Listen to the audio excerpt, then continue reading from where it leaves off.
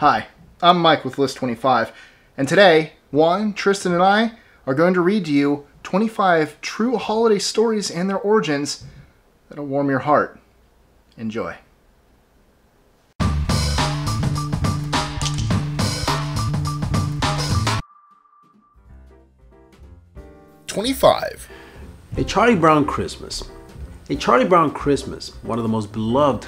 holiday specials in the US, almost never aired.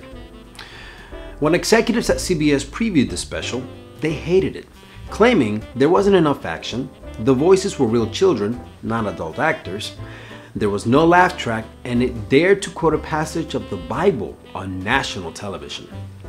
Fortunately for us, CBS was beholden to its advertisers, and so the special aired on December 9, 1965. And to the complete shock of CBS, over 15 million people tuned in.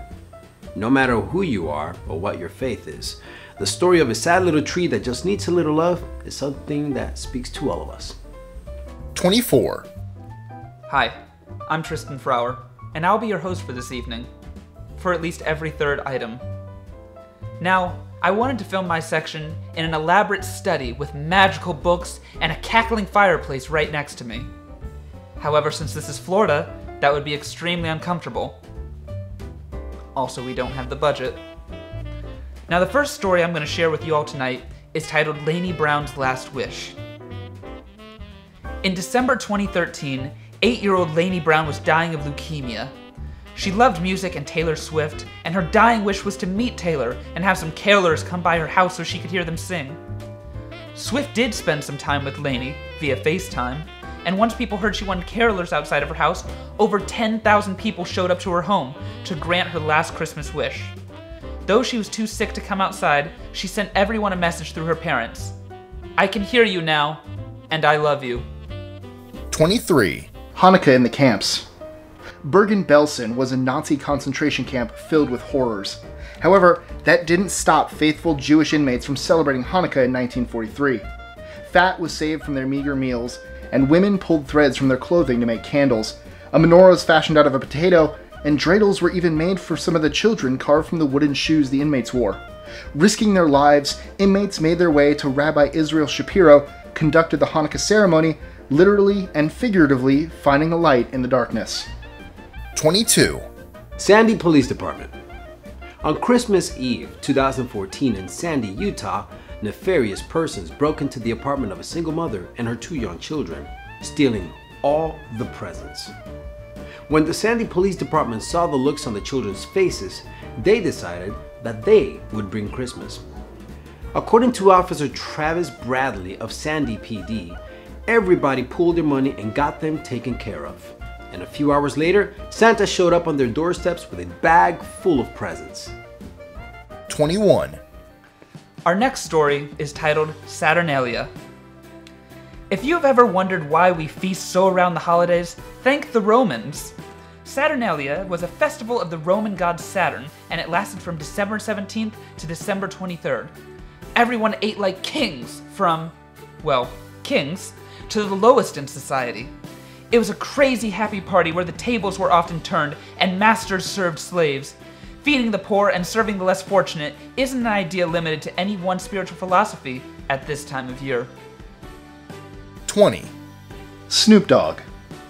Speaking of feeding the hungry, Snoop Dogg has given out turkeys for Thanksgiving to people in Inglewood, California for the past 3 years.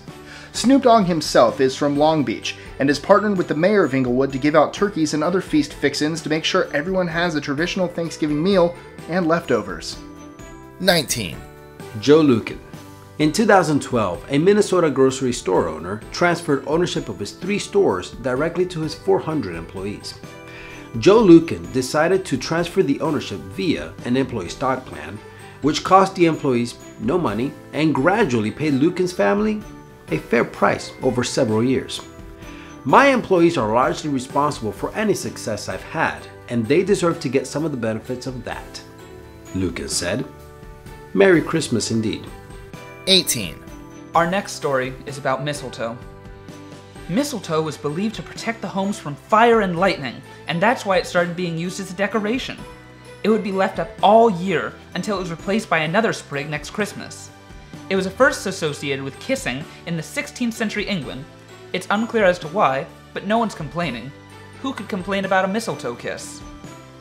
I have never had a mistletoe kiss, as we've never hung mistletoe up in my house. 17.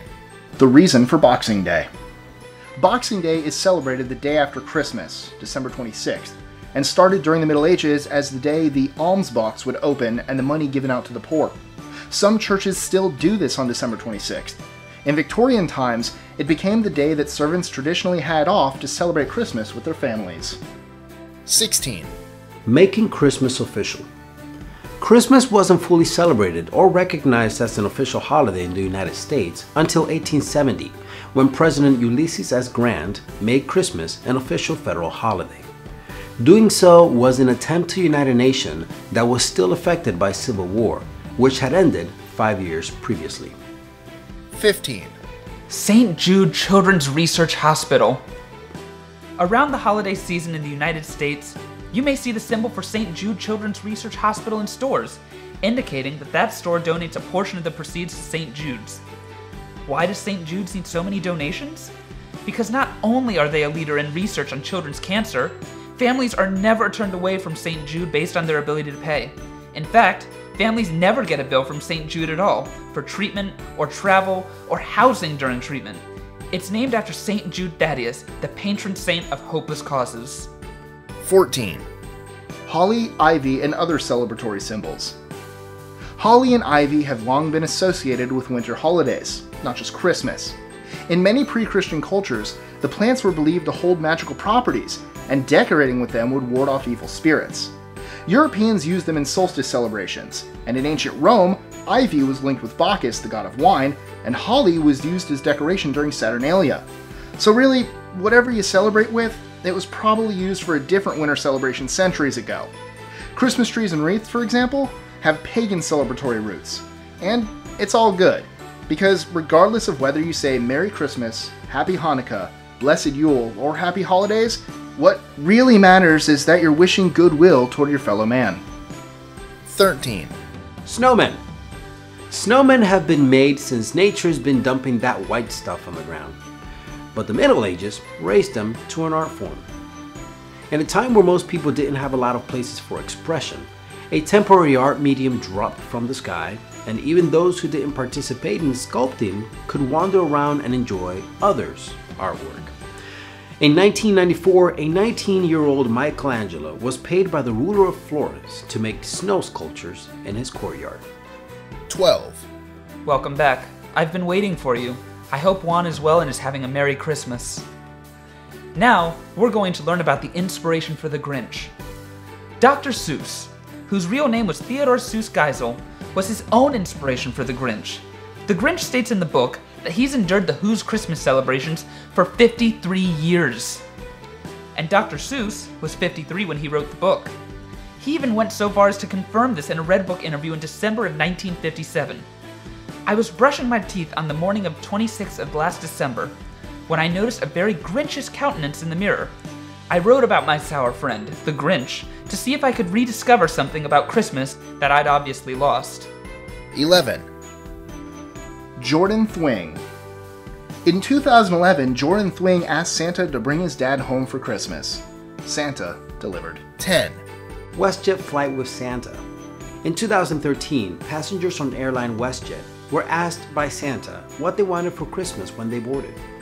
While the flight was in the air, WestJet staff members bought the gifts, wrapped them, and left them waiting on the luggage carousel when the flight landed.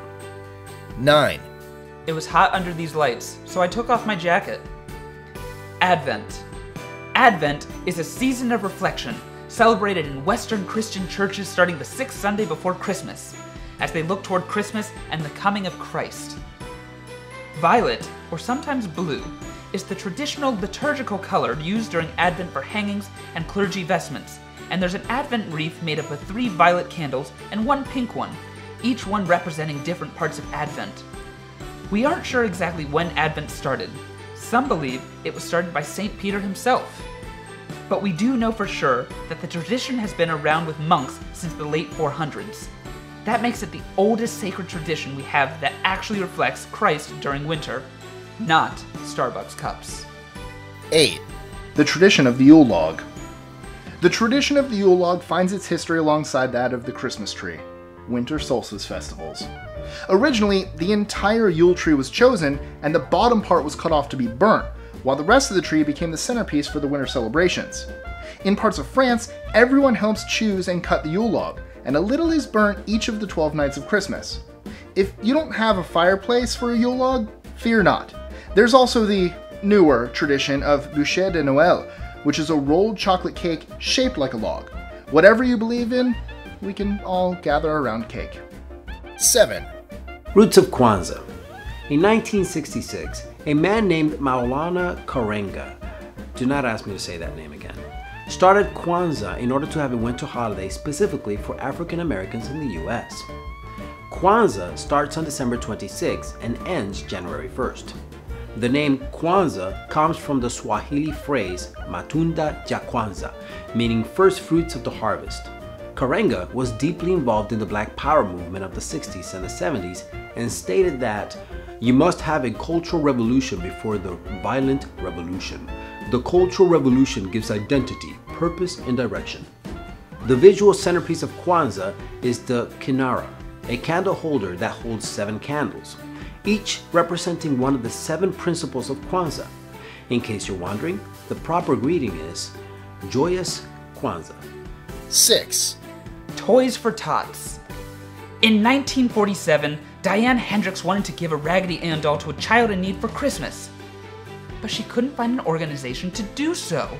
Her husband, Major Bill Hendricks, USMCR, gathered up a group of local Marine reservists and placed collection bins outside of Warner Bros. Movie theaters, and Toys for Tots was born. Every year, in October through December, Toys for Tots collects new and unwrapped toys for children in need, and to date, over 500 million toys have been donated. First Lady Michelle Obama even put a collection box at the White House in 2009. 5.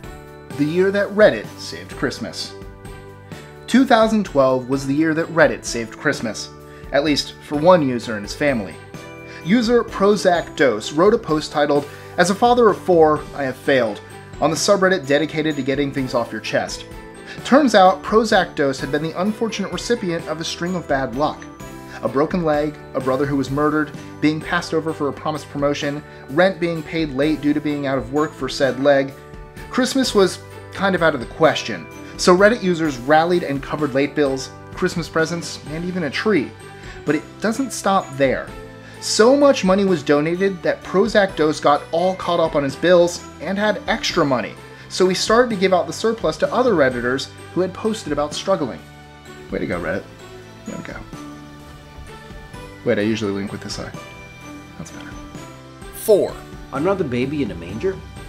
A poor child being found in a manger is the holiday story that Christmas is built upon. But it was also a reality for Holy Child Jesus Church in Queens, New York in November of 2015.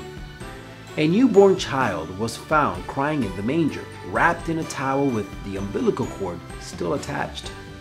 At the time the story was reported, there was already a couple in the church who had been previously seeking adoption, offering to adopt the baby. 3. You know, we've had a lot of fun tonight, but unfortunately our time together is drawing to a close. I do have time for one more story though, and that is the tradition of wassailing. The tradition of wassailing, which has become caroling in modern times, started in England and was traditionally celebrated on the 12th night of Christmas, which is in January. People came, they sang, and the people in the house gave them a cup from the wassail bowl, which was a pot of hot mulled cider. It was also an opportunity for feudal lords to give gifts to peasants, without the peasants begging. Singing, cider, gratitude, and goodwill, a little bit of booze. Happy people! This is a tradition that should make a serious comeback, regardless of which particular winter holiday you are celebrating.